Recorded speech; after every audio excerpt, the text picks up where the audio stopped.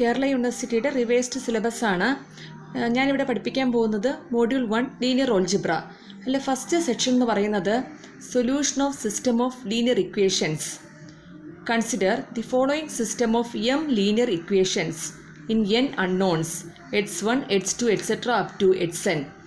a11 x1 plus a12 x2 plus etc. plus a1n xn is equal to b1.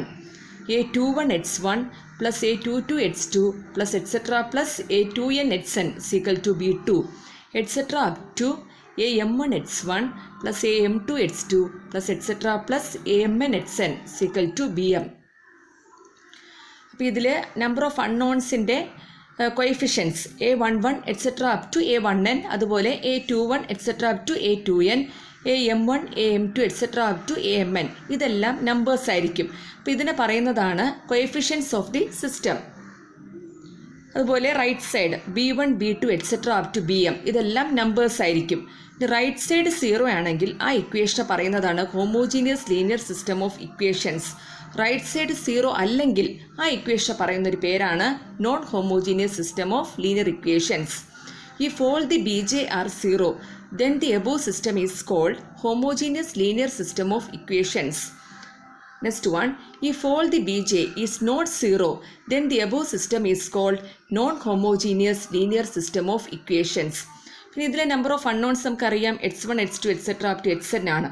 അപ്പോൾ ഇതിൽ കിട്ടുന്ന values ഈ system of linear of ഇക്വേഷനെ satisfy ചെയ്യണം. അപ്പോൾ അങ്ങനെ വരുമ്പോൾ അതിൻ്റെ പേരാണ് solution of a system of linear equation. Any set of values of x1, x2, etc. up to xn which satisfy simultaneously the m equations in equation 1 is called a solution of the system 1.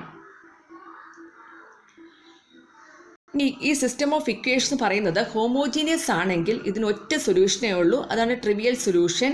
x1 equal to 0, x2 equal to 0, etc. up to xn equal to 0. ഇനി ആ equation 1 system of ഇക്വേഷനെ നമുക്ക് matrix നൊട്ടേഷനിൽ എഴുതാം.